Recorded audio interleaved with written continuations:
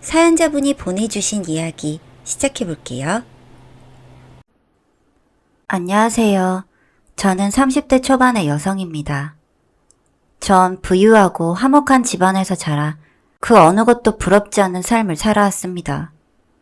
뭐든 아쉬운 것 없이 가질 수 있었고 부모님 역시 제 동생과 저에게 아낌없이 투자를 해주시고 지원을 해주셨습니다. 전 그래서 세상이 제게 모든 선물을 주었다고 생각을 했었죠. 하지만 그것은 저의 착각이었습니다. 대학을 졸업하고 회계사로 일을 하던 제게 다가온 한 남자, 지금의 남편이었습니다. 과 친구들이 다 부러워할 정도로 멋지고 젠틀한 성격의 그는 다른 단과대 여학생들의 선망의 대상이었습니다. 캠퍼스 커플로 알려졌던 저희는 동반 유학을 갔었고 거기에서 약혼을 한 다음 한국에 와서 결혼식을 올렸습니다. 이때까지는 세상에서 가장 행복한 여자로 살고 있었습니다.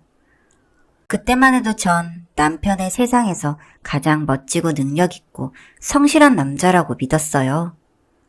하지만 그 믿음은 제게 비수가 돼서 날아왔죠.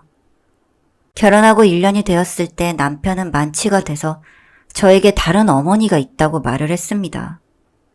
처음에는 무슨 말인지 이해하지 못했어요. 술주정을 하는 줄 알았는데 혹시나 해서 전 제가 잘못 들은 줄 알고 다시 물었어요. 그러자 미안하다는 말만 반복했어요. 남편과 남동생은 생모의 아들이었고 아가씨라고 부르는 딸과 막내 남동생은 지금 계신 시어머니의 자손이라고 말을 하는 거예요. 드라마에서나 보던 배다른 남배였던 거죠. 전 경악했어요. 남들이 우러러보는 문화재단 이사장의 아들이 아니고 시골에서 농사짓다가 얼떨결에 임신이 돼서 그냥 결혼했던 일자 무식의 노인이 제 시어머니라는 것을 인정하고 싶지 않았어요. 남편은 어릴 적에 어머니가 아버지에게 엄청난 학대를 당했고 자신도 그와 비슷한 상황이었으며 정서적으로 어렵게 성장했다고 나직하게 말했습니다. 결국 생모였던 친어머니를 쫓아내고 이혼을 한 후 지금의 시어머니와 재혼을 하셨는데 그 과정에서 아이들마저 나몰라라 했던 거죠. 어찌 보면 시아버님 성정에 문제가 있었기에 그럴 수도 있었겠지만 그래도 초라한 남편의 생모를 굳이 만나고 싶진 않았어요. 무하게 고집도 세서 남편이 그저 휘둘리는 것으로 보였죠. 매일같이 숨이 멎을 정도로 싸우다가 결국 나를 잡아 뵈러 갔어요. 보자마자 저더러 시험이 몰라보는 년이라면서 대뜸 욕을 시전하는 거였어요. 정말 저도 욱하고 치밀었지만 차마 첫 대면에서 그럴 순 없었죠. 저와 남편을 앉혀놓고 생모는 진짜 시어머니는 본인이며 자기가 있었기에 네 남편이 있는 거라며 매일같이 무난전화를 드리고 한 달에 2번씩 자고 가라는 것이었습니다. 무슨 조선시대 종갓집 맏며느리도 아니고 정말 어이가 뺨을 때리는 수준이었죠. 전 차로 집에 오는 동안 분해서 얼굴이 굳어져 단 한마디도 하지 않았어요. 그도 그럴 것이 사기 결혼이 따로 있는 게 아니라 바로 이런 거였죠. 정식으로 이혼 소장을 접수할까 몇 날 며칠을 고민하다가 일단 이혼료로 살아갈 자신이 없어서 그건 접었습니다. 사실 너무 당황스럽고 갑작스러워서 판단력이 흐려졌던 거였죠. 그렇게 멋져 보이던 남편은 더 이상 제 눈에 들어오지도 않았고 그 뜨겁던 애정이 다 식어버린 것도 모자라 시아버님과 재혼한 현 시어머니는 생모처럼 악다구니는 아니더라도 주말에 같이 외식하는 것만으로도 다행이라고 여기시는 것 같았습니다. 세련되고 우아한 말씨와 맵시뿐 아니라 저를 배려해 주시는 마음이 전 정말 만족스러웠습니다.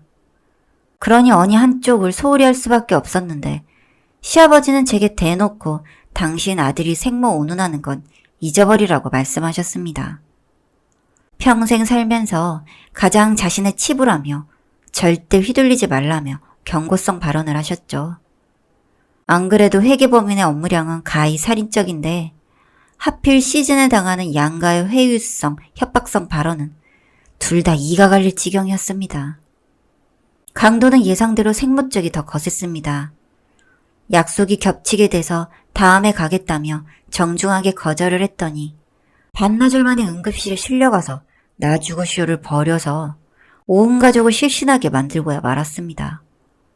그 사건으로 인해 남편과 저는 생모의 집을 드나들면 유산은 단 한 푼도 없을 거라는 엄명에 그만 무릎을 꿇게 되었습니다.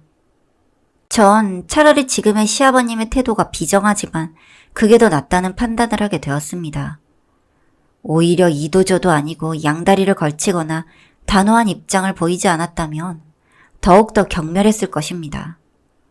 하지만 이해할 수 없는 건 남편의 태도였습니다. 바로 아래 남동생은 그런 형을 비난했고 전 정말 동생의 말을 귓등으로도 안 듣는 남편이 꼴보기 싫었습니다. 끈 떨어진 연을 붙잡는 것도 아니고 그저 생모의 농간에 놀아나는 것뿐인데 본인만 그걸 모르는 것 같았어요. 한 해가 가고 두 해가 가면서 전 스트레스가 심해서인지 임신이 되지 않았어요. 생모는 제가 노산이라면서 불임 클리닉에 가보라는 등 옆에서 막말을 해대는 겁니다. 난자가 늙어서 그렇다는 등 입에 담기도 어려운 말을 쏟아냈죠. 무식하면 용감하다는 말이 맞았습니다. 남편의 생모만 아니었으면 진짜 머리채를 잡고 한판 붙고 싶은 심정이었습니다.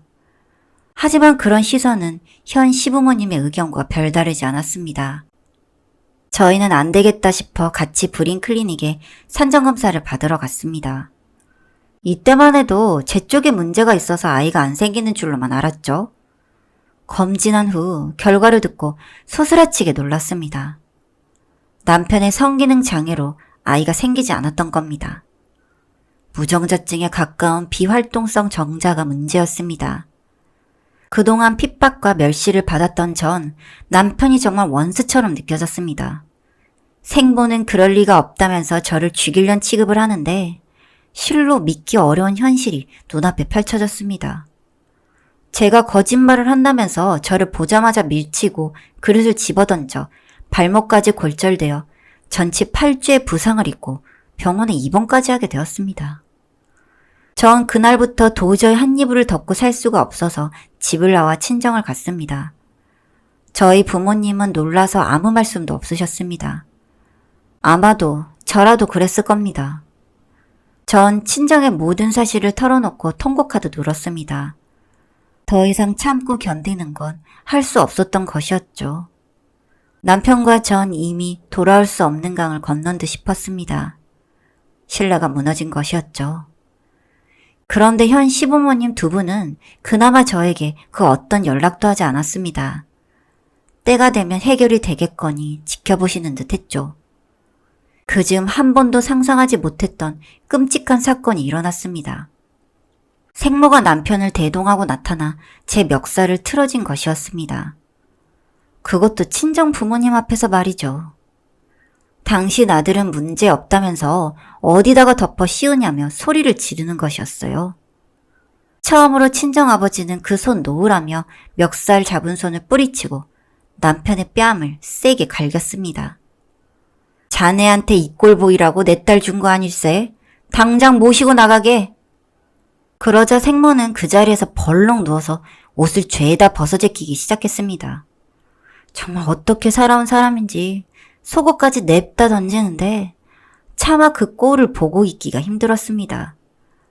그러면서 사과받기 전에는 못 나간다며 쌩 난리를 부리는데 진짜 정말 몸뚱이마저도 소름 돋기 싫더군요. 결국 경찰에 신고를 했고 맨몸으로 개처럼 질질 끌려나가는 것을 보고 저희 부모님도 이혼을 허락하셨습니다.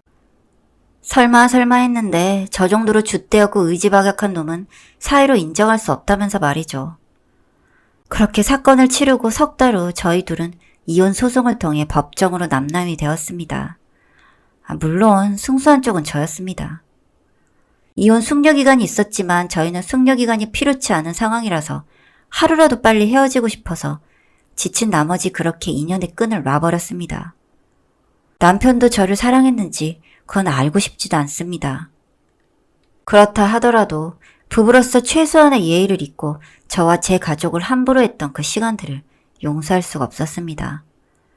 어쨌거나 그렇게 오랜 기간 제 인생의 어두운 터널을 벗어나서 전 새로운 회계법인의 임원으로 스카웃되었고 새로운 인생을 시작하게 되었습니다. 적지 않은 위자료와 재산 분할로 받은 돈과 그동안 모은 돈을 합쳐 주상 복합을 사서 저만을 위한 공간을 꾸미고 스포츠카도 사서 매일같이 드라이브를 했습니다. 주말이면 필라테스로 몸을 가꾸고 한 달에 한 번은 여행을 다녔습니다. 나중에 들은 이야기로는 그 인간 같지도 않은 생모는 뇌종양 때문에 수술을 거듭하다가 요양병원에 2년 넘게 누워있다는 것과 남편은 끊임없는 맞선을 보러 호텔 커피숍을 전전한다는 소식을 들었습니다. 아직까지 돌싱인 것을 보면 재혼도 쉽지 않은 모양입니다. 전 어렵게 만난 새 애인과 꿀같은 연애를 시작했습니다. 어쩌면 전 남편이 성기능 장애로 아이가 없었던 게 다행이었던 것 같습니다.